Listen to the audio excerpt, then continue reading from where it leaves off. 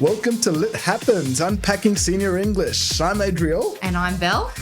We're experienced English teachers dedicating to supporting both new and experienced educators in a world in which we are often time poor, to empower our students to excel in their English studies. If you're an English teacher like us, navigating this curriculum, then this podcast is designed with you in mind. And our mission really is to break down the complexities by unpacking English nationally.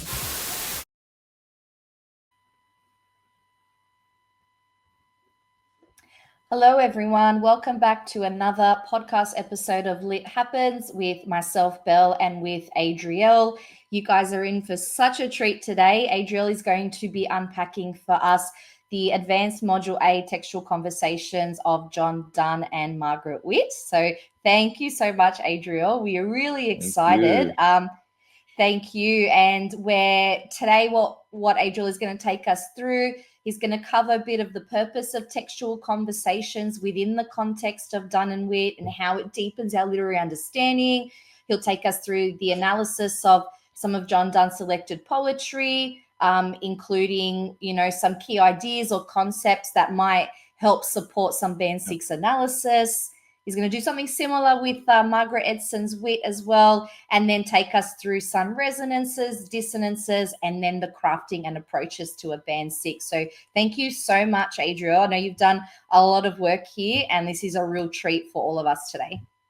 Yeah, it will be fun. We'll go through a few different ideas in regards to these texts, and looking forward to unpacking them. I think Donne's poetry in particular, and the way it sort of speaks with Margaret Edson's wit will be interesting for a lot of teachers, and it's definitely a fun little textual conversation to be had. So look forward to unpacking some of these ideas. Wonderful. Lots of deep conversations about to come out, I know. All right, well, let's begin with the purpose of the Textual Conversations module. So, Adriel, could you maybe break down for us the purpose of a textual conversation and how it deepens our literary understanding in regards to the textual dialogue that's occurring between Donne and Edson within these two texts that have been selected?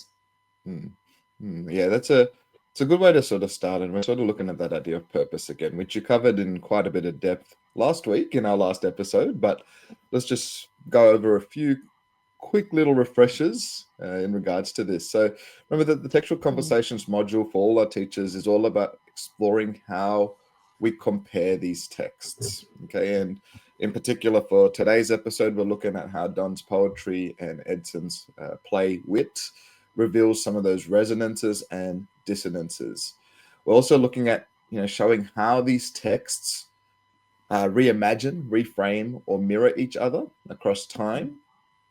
Remember, the purpose of the unit is to deepen our understanding by unpacking how some of these historical, social, and cultural contexts shape a text creation, so that idea of shaping the text, and also how the composers respond to one another. I think these are some of the key ideas that we want to look at in particular. And for Donne and Edson, we see this through, how Donne's 17th century world, which is marked by, religious turmoil through the Reformation period. We've got geographical discoveries during this time. You've got big events like plagues.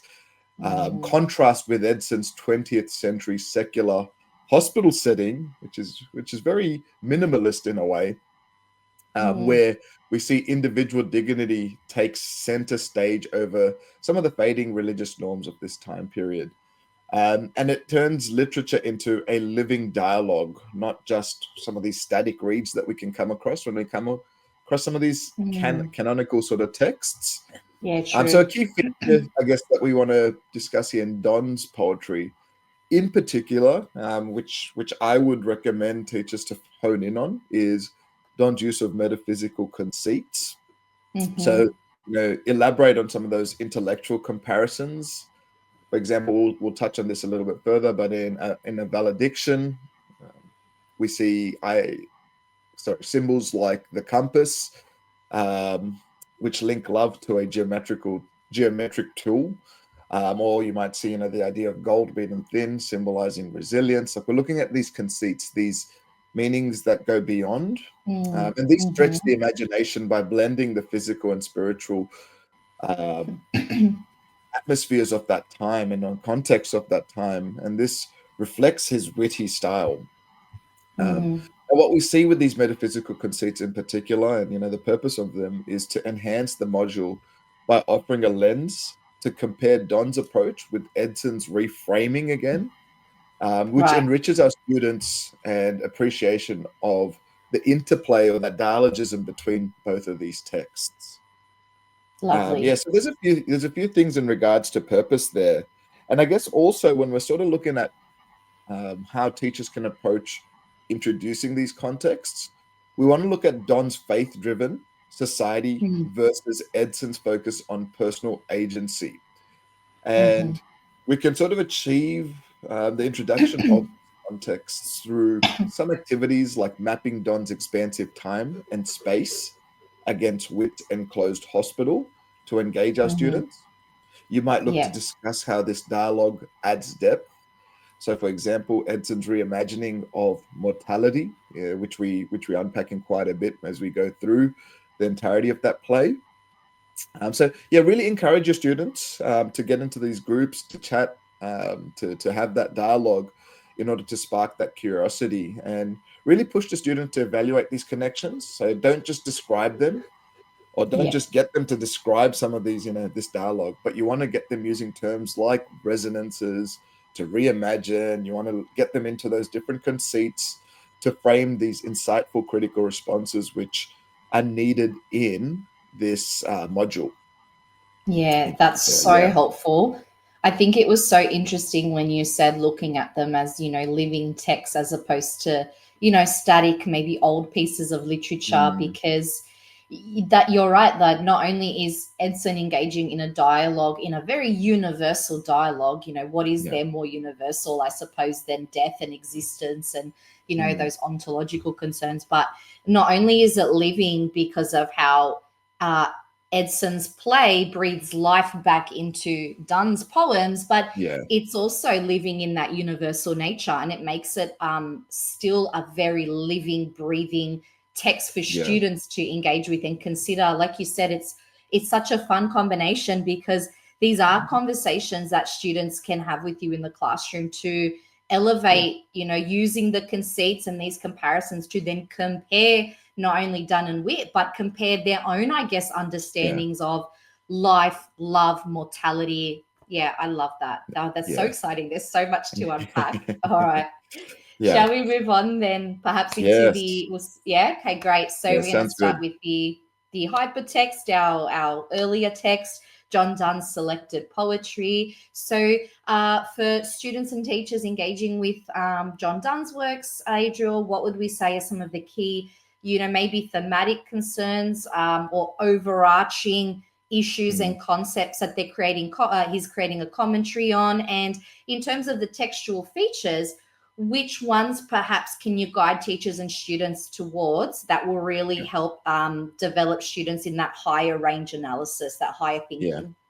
Cool. So let's dive into, I guess, to approach this question, we'll dive into some of Donne's poems. I'm not going to look at all of them, but we'll just look at a few key ideas from a few of them, which I think sort of Sure, resonate across all of them. And these poems sure. can be The Sun Rising, The Apparition, A Valediction, Forbidden Morning, and Hmm. This Is My Play's Last Scene. So we'll have a quick look at some of these poems because they're packed with rich themes that I think teachers should look to highlight in order to prep Hmm. your students to look at that band 6 and band 5 sort of response. That's sort of what we're pushing them towards in advanced Yes. English.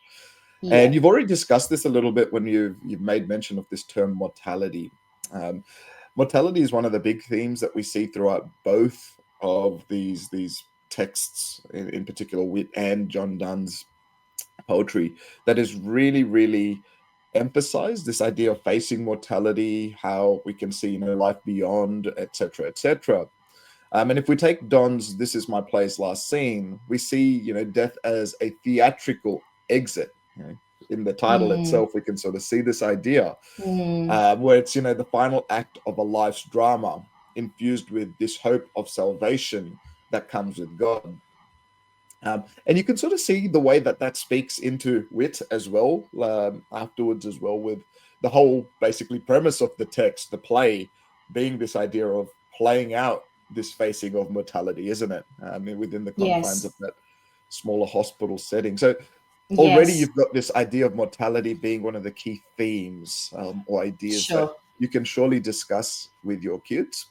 You've also got the idea of love, which is portrayed as a spiritual bond. And we can see this in a valediction, where the speaker comforts his departing lover. And then, I mean, you can even mention that in the sun rising, where, where the sun sort of comes in and disrupts or disturbs the moments that the speaker is actually having with his lover in this sort of instance. And you see a lot of these sort of metaphysical traits.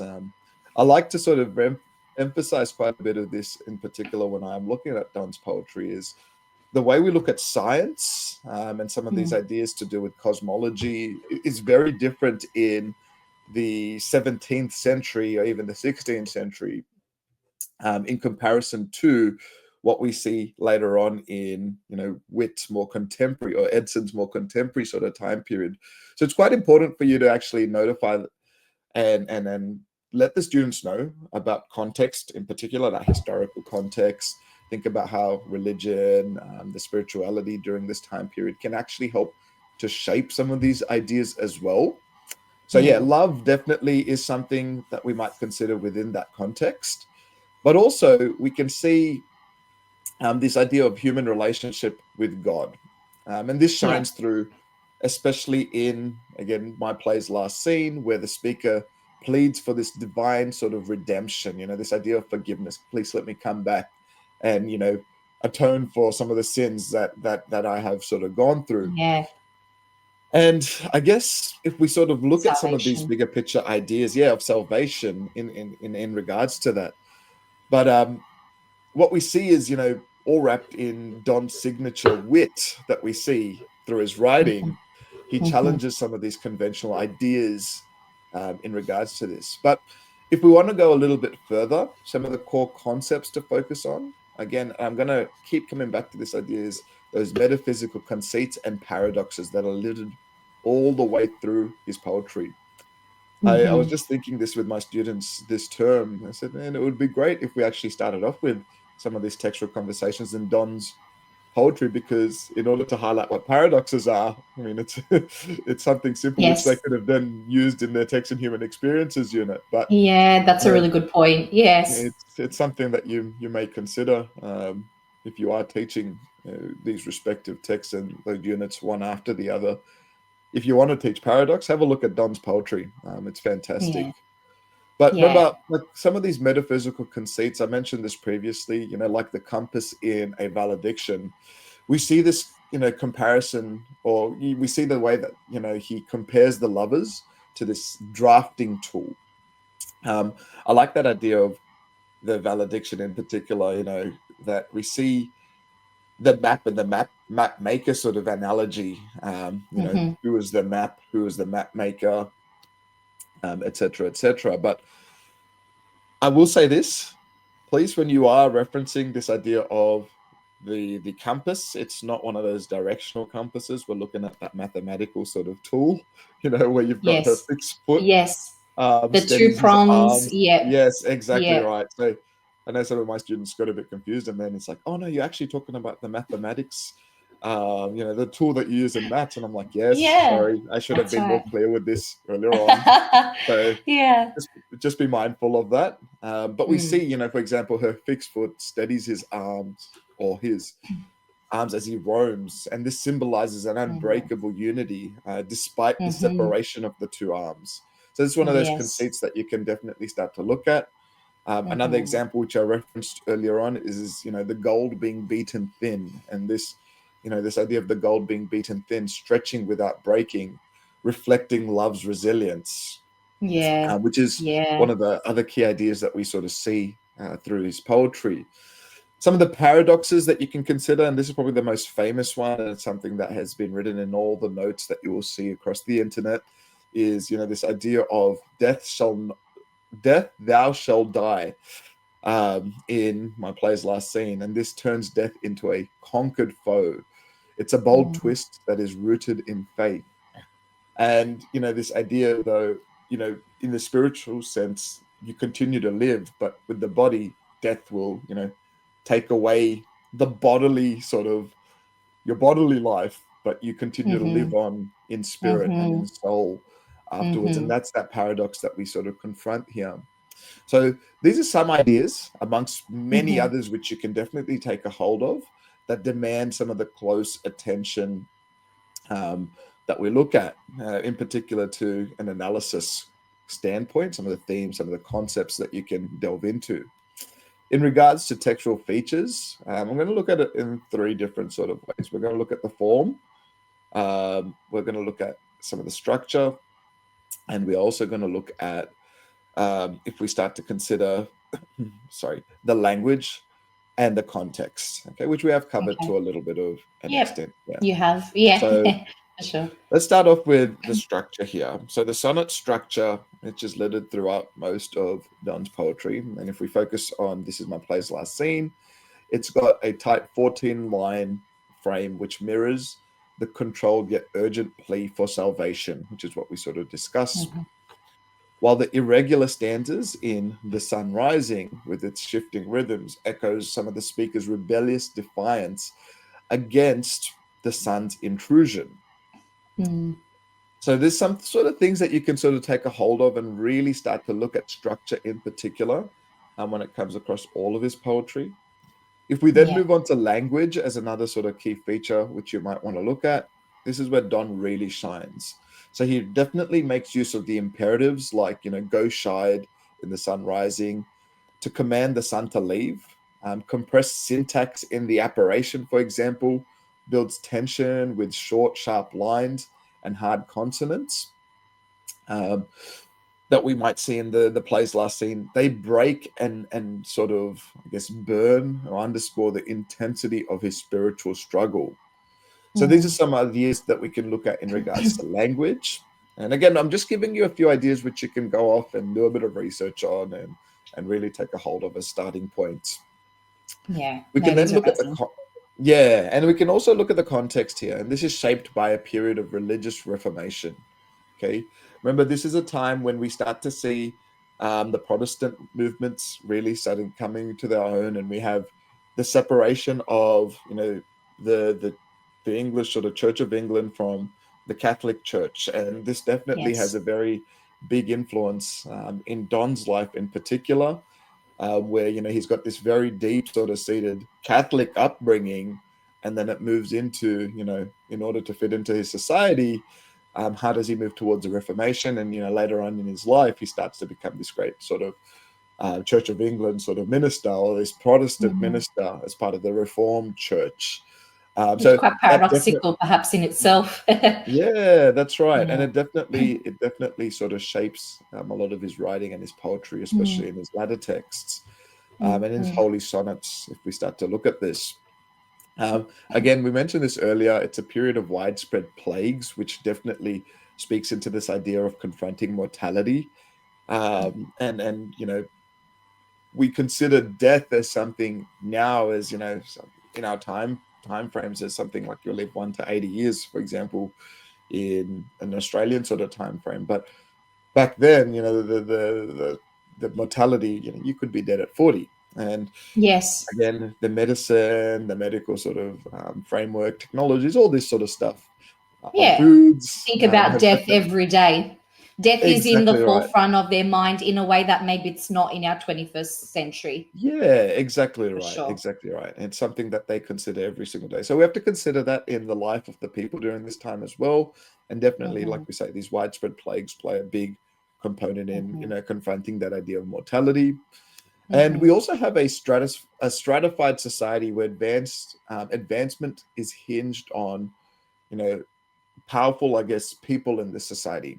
Okay, so you've got people and thinkers of this time who fuel this intellectual style, okay, making his work a product of his time. So there are powerful people that shape the intellect of this time period, which you might really consider. So there's a few sort of different ideas in regards to some of the textual features that teachers may want to look at. And we'll look at that again, like these same features when it comes to wit in a few minutes. But I guess some of the teaching strategies that I would highly encourage you guys to use. I'm always developing and molding my sort of ideas in this space. Each year is very different according to the students that you have. But I found that cheat sheets definitely help guide the students in mapping some of these conceits and paradoxes. So, have them maybe trace some of these conceits with specific quotes in order to ground their analysis. Mm. I definitely encourage, having close reading sessions with each of those poems. So one thing I've done this time around is, get the students to go off, annotate it themselves. But then when we come back and we look at it line by line, instead of me just sort of telling them everything, I'll ask them, pose the close reading questions. So guide the close reading and really get them to unpack the text to really sort of bring about their individual voice. And that's definitely been working. And the kids have definitely been loving Donne's poetry a bit more rather than just listening to me having to lecture them about it. And you can definitely get them to unpack, some of the imagery of the time, the historical context. They sort of love it. How was life like amongst the plague? So some of your historians will definitely like this as well. And definitely, get them to do those pair share activities. So, assign small groups to dissect poems, let them debate about some of these sort of conceits and metaphysical traits that we see or paradoxes that we see in each text, and really get them to think on that critical level. When you start to do that, you're going to start to see them delve into that critical space, which is relevant for those band 6 responses here.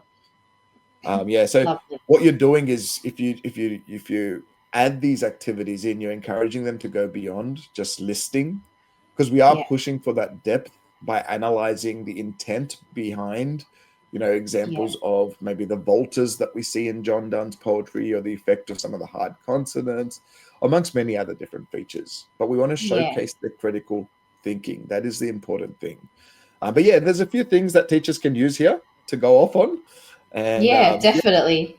It's quite a bit to unpack.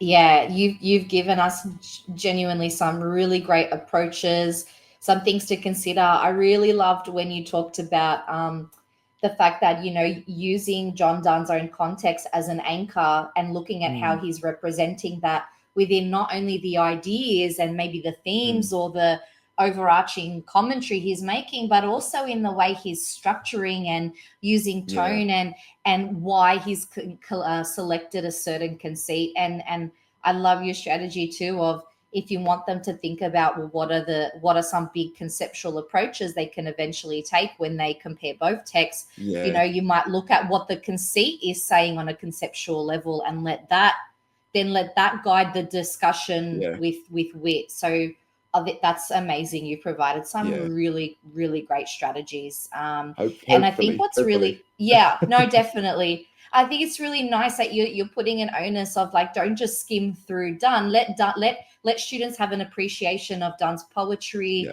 Let them engage. Let them feel connected to it, and then they can actually reconsider, perhaps, or reinterpret these ideas through the lens of Donne's, of Edson's wit. Yeah, I love that. All right, so. Exactly. Thanks so much for that, Adriel. You've given us some really great points to consider with John Donne's poetry. Can we move on now to Margaret Edson's play Wit? And so now, because we're getting into the, intertextual connections, the dialogues, what do you think are the main elements that's connecting the play Wit back to John Donne's poetry? And so how does she reimagine these ideas? And what are some suggestions you might have to encourage students to consider the comparisons in more of a band 5-6 way? Okay, so when we look at wit now, I'll give us a little bit of a context, I guess, to wit before I actually go into some of those ideas. Thank you. But remember, wit connects Donne through the main character of the play, who is Vivienne Baring. She is a Donne scholar who is battling ovarian cancer, who leans on his holy sonnets. And some of these ones are like, death be not proud, in order to process her fate. I think that's probably a big thing that we need to consider. So the main element, again, we mentioned this earlier, linking both of these texts are this idea of mortality. So both wrestle with mortality's inevitability. And in wit, what we see is in Vivian's sharp dialogue, the intertextuality that we see as she recites Donne's lines. We see a lot of this struggle and this wrestle with this idea of mortality. Now, we see Edson, however, reimagines Donne's narrative in quite a profound way. All right, this is where Donne, for example, in This Is My Play's Last Scene, frames death as a path to salvation with a plea to God. Edson looks to shift the focus to individuality, and focuses on this idea of individual dignity. So we see that the turning point in the play Wit is when Vivian, after a lifetime of intellectual rigor, rejects Donne's poetry for the simplicity of a child's story. And this reframes his wit into an embrace of human kindness as her true redemption. So there's these little intricacies that we can start to look at. And I'll just rephrase that again for teachers. What I've sort of picked up on is, the turning point that we see, the differences, I guess, that we might look at. So there's some of those dissonances. Is where Vivian, after a long lifetime of intellectual rigor, rejects Donne's poetry. She's been reciting it quite a bit, that intertextuality, in order to see, I guess, this idea that Donne's poetry is the idea of it being like the simplicity of a child's story. So she reframes his wit into an embrace of human kindness as her true redemption. And again, we'll go through some of those and highlight some of those key textual features in regards to the structure, the language, and the context. What we see in wit in particular is the form standing out. Okay, so the sparse staging and Vivian's monologues create a postmodernism, self-aware narrative, which is a stark contrast to Donne's structured sonnets. Okay, so it's quite a stark contrast, which you can definitely look to focus in on and hone in on. What we see with this minimalism is it reflects her isolated hospital experience. I will say this also, just as a bit of a preface, when you are studying this text, just be sure to give your students a bit of space and time when it comes to wit, because it is quite a text which has quite a few different ideas that you are confronting this idea of mortality and death, and you may have a few students in your classes that may struggle with these ideas, especially with situations and family and all that. So just be mindful to give them that space and that time. It can be but quite also jarring, can't it? It's very in your face about it, because I think it's so matter of fact. It's almost, there's no euphemisms or conceits to kind of hide behind. And you see it play out. It's basically that process of confronting mortality, and I just want to put that disclaimer here. Preface really your students, great, really build great it point. up, because it'll just save you with some of that well-being sort of side of things when it comes to this. And really, point. I mean, another thing that I would recommend is consider you know your students, their backgrounds. Really, for the students that you think might struggle with this text, or might come to that sort of cathartic experience with it, put in place some of those strategies to help them in regards to your welfare and well-being team. I mean, it is one of those texts that we do have to study, and it is something that we do have to confront, and it's something that I think also allows the healing process as well. We just have to get students to see it.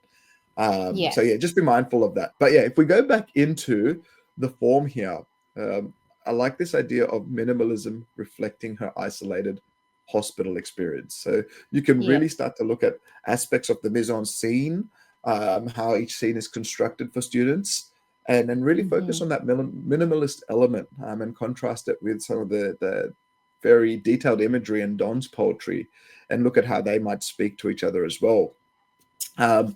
We see that the language is a mix of clinical jargon, so again, related to the hospital sort of setting there. So terms like, full code, and the fragmented dialogue, they clash with Donne's dense poetic flow, which mirrors some of that secular, modern medical sort of context that we see in wit. We can also consider the context here as being key. So remember, it's set in that confined hospital with brief indoor flashbacks. It focuses on personal agency in a society where religion has sort of waned off. Okay, And this contrasts with Donne's broader spiritual landscape that we see through his poetry and his writing in particular. So there's a few things to consider there when it comes to the textual features that we want to highlight with our students. And again, by no means is this the be all and end all, but it's a few starting points to get you guys thinking. So again, some of the teaching strategies that I've put in use and I'm looking to continually play around with is you might try some creative tasks. So you might imagine a dialogue between the sun from the sun rising and maybe Jason from Wit as an example to explore maybe Edson's reinterpretation in a fresh way. So you're getting your students to reimagine, reframe, and you're stepping away from, again, just the protagonists in particular. So the narrator in the sun rising, and we've got Vivian's character in Wit. Really get the students to think about the text holistically. You might focus on class discussions that revolve around Vivian's arc. So you analyze her shift from wit to kindness as maybe a critique of Donne's detachment. That could be something that you might consider. And you might break it into stages and debate what are some of her motivations? What causes her to think like this? And is it that process? What is the context? What is that postmodern lens? So really get the students to really debate based on some of these ideas, as opposed to, this is just what I see in the text on a surface level. Yeah, totally. So really look at, that idea of her motivations, I think in particular when it comes to some of those debates. And again, you might provide those scaffolded comparisons. So you might look to pair, a Donne line from one of his poems with a moment in Wit and build that analytical skill step by step. So really provide a bit of guided practice there and get the students to then move into some of that student practice, which will then help them to really build that deep sort of critical thinking when it comes to analyzing the text. And if you're looking to push the students towards some of those band 6 lenses, really encourage them, I've just mentioned this, to evaluate how Edson's reimagining reflects modern values. Okay, so zero in on like her final rejection of Donne's poetry, using specific quotes to back it up. And I think that's quite important. Like, again, I just want to re-emphasize this. You want to get students or encourage students to reevaluate or evaluate how Edson's reimagining reflects modern values. Okay. Yeah. How does the reimagining reflect modern values? And that's something that could be a starting point for all of our teachers listening today. Yeah. Just remember and I keep emphasizing this, push your students to make that perceptive link between form, language, and some of those contextual shifts. So it's those textual features that I've honed in on, but look at how they show how Edson's approach challenges Donne's worldview with depth and insight. Those are 2 key words that you will generally see in a lot of the marking rubrics when it comes to the essays: depth and insight. So really hone in on those terms and consider how all of those sort of ideas, language, contextual shifts, and form show how Edson's approach challenges Donne's worldview. Amazing. I was actually really, really great things to consider, especially how you're saying that idea of the modern lens, how some of Donne's ideas might be imagined, and there might still be resonance and connection, but if there's a reframe or a dissonance, using the modern context to guide you. I listened to a podcast not long ago, and they were talking about the context of Edson, and that she had spent some time working with in a cancer ward, supporting, and because she wasn't working from a medical perspective, she looked at it from that real human individual perspective and sort of what was lacking. So it's interesting because you can see that in the clinical nature of her jargon, can't you? And exactly. And then there was a cool little tidbit, like a cool little fact that I heard too, that somebody in an interview had asked her, like, why Donne's poetry? And at the time, she goes, I didn't really know much about Donne's poetry, but what I wanted was for Vivian to be this mass intellectual and then to have this reshift and reconsidering of her life and purpose. And then so she did a bit of Googling, like, who's a really great writer that people like, this is some real intellectual stuff. And that's how she came to Donne. So I thought that was so cool. and yet it And speaks to it beautifully, doesn't it? yeah, and you've sort of just mentioned some really cool things, especially when it comes to the characterization of Vivian in particular, who we're looking at Edson sort of create. I see right at the beginning through some of the language, if you look and sift through, I also encourage, get the students to watch a version of the play. I know Emma Thompson's version of Wit is quite fantastic. Again, it's quite jarring. Great suggestion. And really get the students to consider, like, some of the lines at the beginning. You can see that her literary sort of or literature background through the language that Vivian uses in the beginning, and through the initial sort of consultations and confronting of the diagnosis. And then as the reality of mortality starts to hit, we start to see more of that sort of human side come in and shift her character. Yeah. And we can see that reflected in Donne's poetry as well. Yes. If you look at like a poem like The Apparition, or even The Sun Rising at the beginning, where he's talking about his relationships and some of the, I like to say, his interesting times when he spent time in his youth, maybe away from God. Yes. And definitely went through some fun periods. And then compare it to how he speaks about, he's confronting of mortality later on, as he starts to get more of that spiritual lens and connect with his idea of, what is it like after death? We sort of see some of this dialogue, and it's really cool to see how both of the poet in particular, Donne, and then Edson's play really confront these issues. I love that idea of, you start with Donne, you go into Wit, but not only do you learn something about Wit, but it helps you refocus your understanding of Donne's poetry to begin with. Yeah, it's That's really amazing. Cool. All right, well, let's move on then to I know the teachers will be waiting and excited to hear about. So what are some resonances or dissonances that they can actually help students zone in on as a starting point to their eventual understandings and interpretations? So, we've already touched on this idea here, some of the resonances. Remember, both of the texts, and I've really emphasized it through what we've been speaking today, is they both tackle this idea of mortality and wit. Okay. I'm going to add that word wit there in particular, and it's a pun. It's in the title of the play. But they tackle this idea of mortality and wit with a touch of humor that might surprise us. So you might take Donne's defiance in some of his poems, where, for example, in The Sun Rising, where he scolds the sun and claims his love outshines the world.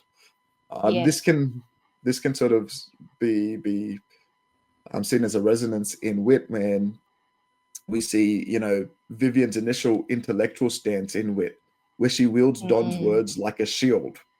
So this is some of the sort of ideas that we can look at. Nothing can touch her. Yes. Yeah, exactly right. She sort of, and she says right. it quite defiantly in that imperative sort of voice, as we see in Donne's initial poetry there. You might also look at, the idea of the paradox of death.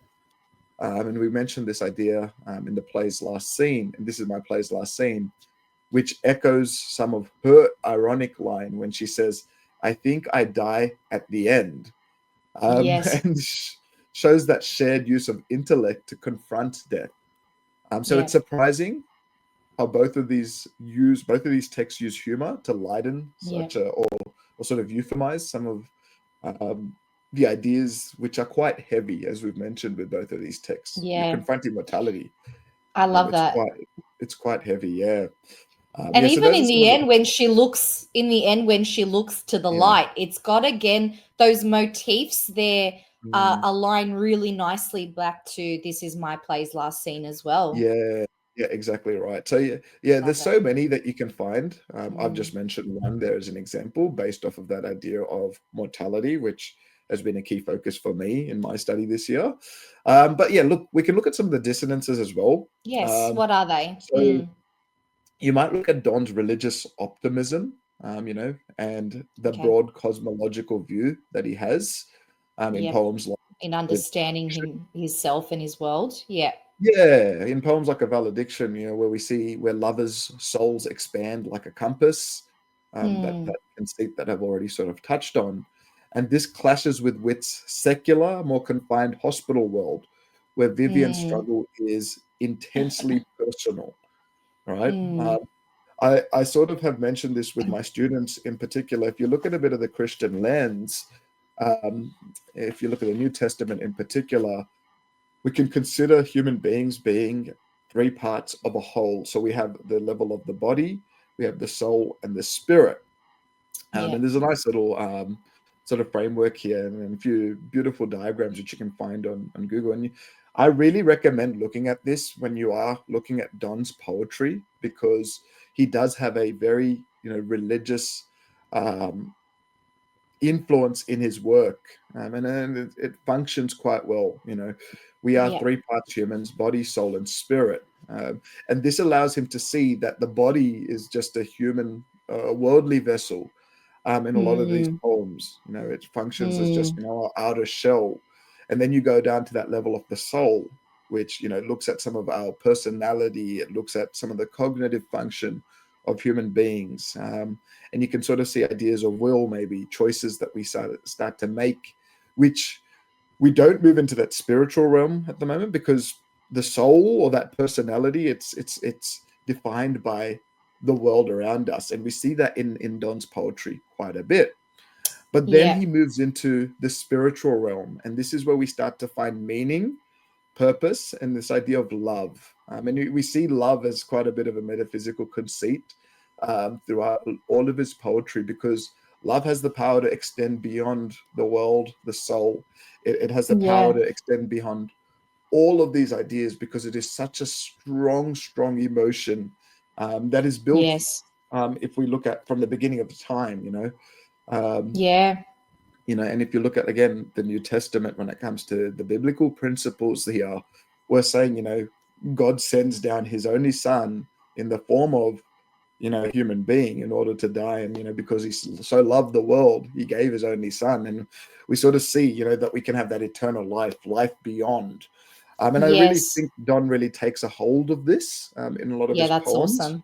Mm-hmm. And that there contrasts with the dissonance, I guess, in Edson's Yeah. poem, where it's a very Yeah. secular, environment. It's very clinical. It's just human Yeah. beings and modern science in a way, Yeah. um, where And she what confronts. Vivian, Yeah, sorry, go on. no, and she confronts this idea of mortality as just a beginning and an end, whereas Don Yeah. goes beyond. Yes. Uh, And she, I think, has that stark realization too. Well, in a secular world, you can still live on through love and relationship and connections to others. And yet Vivian realizes that she's lacking in that also. yeah, yeah. So It's quite in a quite way, interesting, isn't it? it really interesting, because you can see where sometimes I find with this one, the connections are so close where I'm like, is it a dissonance? Is it a Mm, reframing? But I think you can argue it from a variety of perspectives. And that's where I think it's so important to have, like you're saying, to have the students connect so that they feel mm, confident in their approach and they can add to that dialogue. They're yeah, engaging in a dialogue as well. And I think yeah, you've raised some really yeah. great contextual elements there for sure.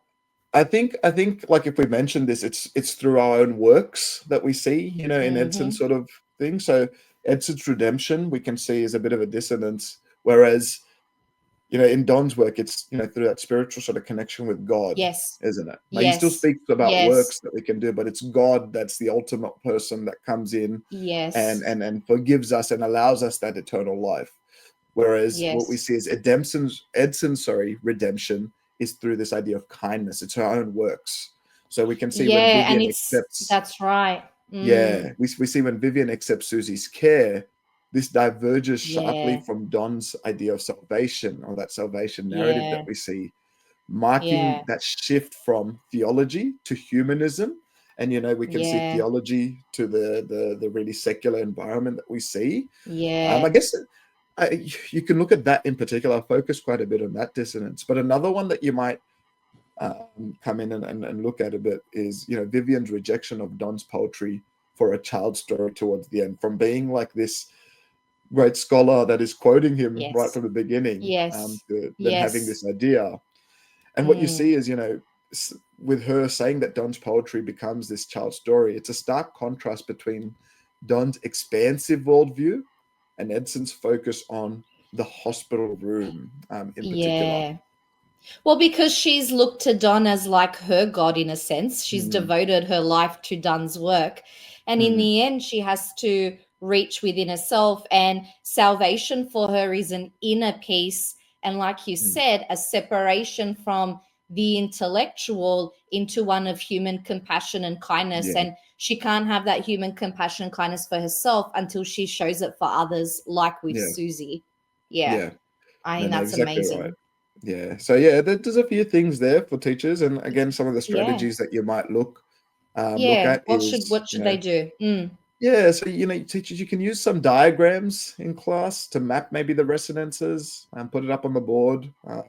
So you want to look at these resonances like wit and dissonances like scope. So draw a Mm-hmm. line, maybe connecting lines like thou shalt die to Vivian's irony, maybe. You Yeah. might then note the hospital walls versus Don's cosmos. So there's a Mm-hmm. few things that you can mind map there with your students. You might Mm-hmm. discuss surprises, like why Mm-hmm. Vivian abandons Don. That could be Mm. room for a debate there. You might do like a mock trial or something like that, by using some of the guided That's cool. questions to link maybe That's cool. context. And some of the questions maybe you can ask things like, what does this say about the modern values? So really Yeah. facilitate these debates where students are going to argue these shifts, uncovering some of those nuanced interpretations of the text. And remember, Yeah. nuanced interpretations really allows the fruitfulness of that personal voice in students. We don't Yeah. just want them going into the online resources and just saying, hey, AI, for example, tell me everything, and they just reproduce whatever it might be. That's right. You really want that personal voice from the student. Yeah. So So it's quite a bit. in terms of personal voice, then I think we'll wrap up soon because you're doing an incredible job and you need a break. In terms of then that personal response, where do we go towards in terms of crafting a band 6 thesis? Mm, What can teachers do or use to help their students create these more nuanced and compelling, thesis statements, which are connecting the text? mm, mm.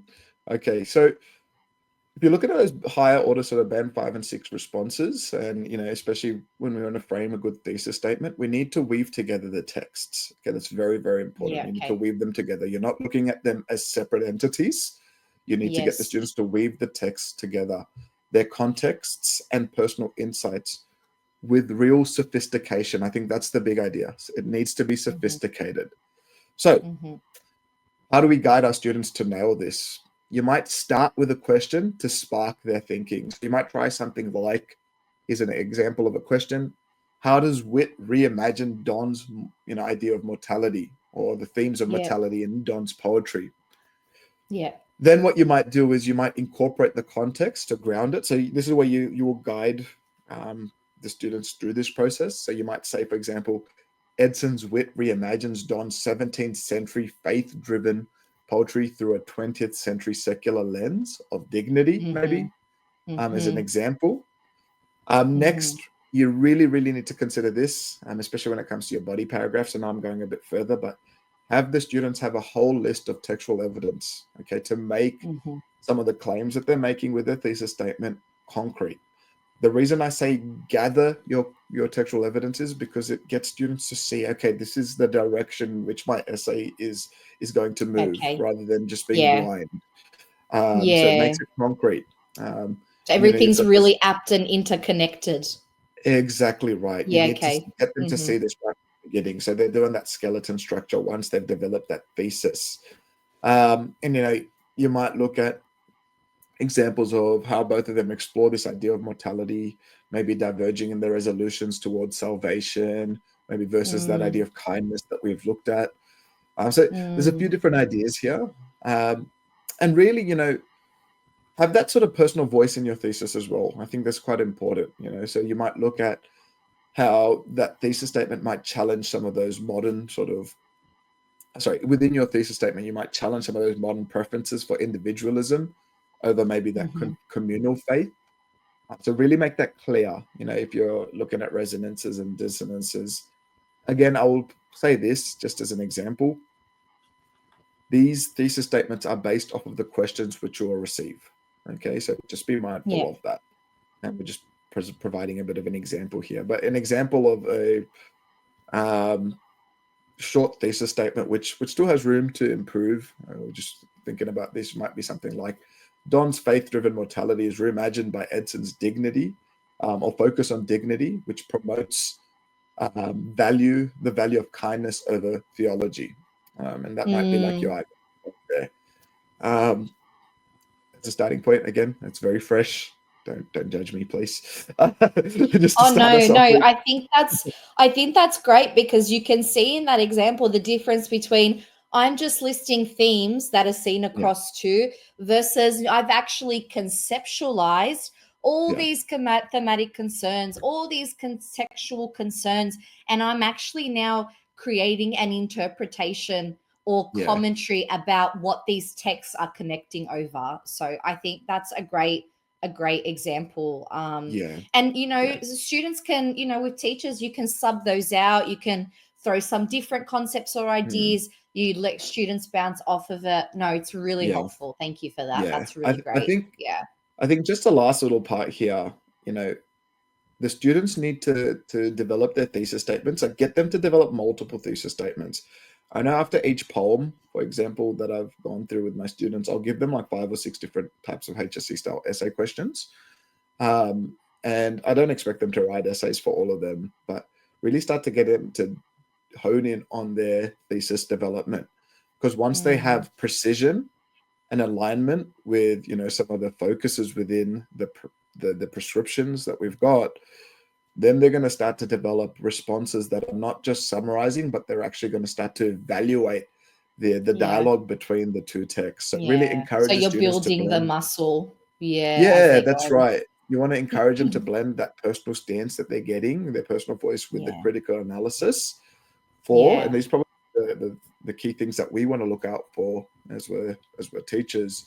And it might be something that we might, look to unpack a bit more in a future sort of pod is, for a thesis statement, they need to be cohesive, they need to be precise, they need to be sophisticated, in order to have those responses stand out and hit those top marks. Yeah, and to be sustained, which is you're suggesting building that element of a sustained approach, because you are saying and suggesting we need to break it down in all its parts, find those meaningful connections, and then build it back up in terms of some sort of concept or framework that will then be used to produce a thesis and therefore a thesis statement.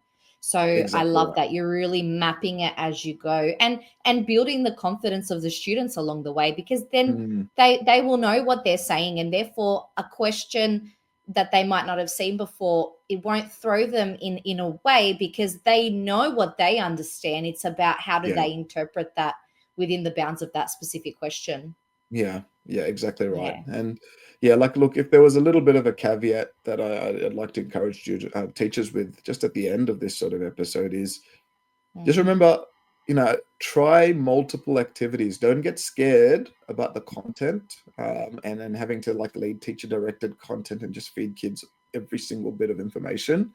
I've been guilty of doing this over time, but this time around of sort of trying all these different activities, and the students are actually jumping on board.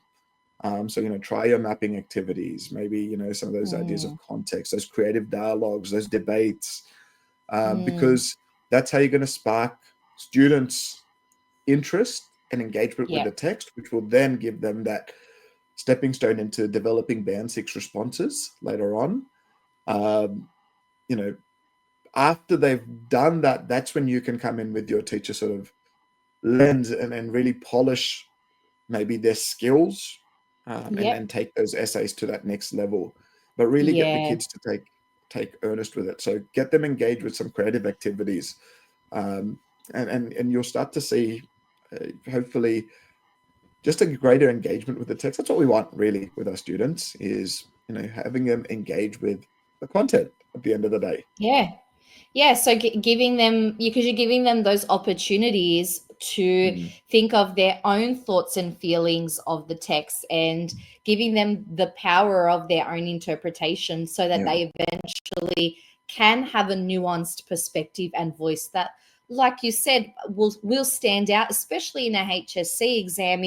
If everyone's sort of regurgitating the same thematic responses, like it's an all right response, but your students who are really trying to crack that band 6, they need that personal voice, as you said. So I think that's a brilliant tip for teachers out there. We all need to remember that there is a place sometimes for that guided approach, but there is also a lot that we can do to build the confidence and the understanding of the students within themselves, as opposed to us being kind of the gatekeepers in a way. Yeah, exactly right. Because at the end of the day, they're the ones going to be sitting in that exam, and they're going to be writing on the spot under time conditions. So, you know, absolutely, they want to have that capacity to think on their own. Absolutely, and it's definitely a skill that you want to encourage and foster.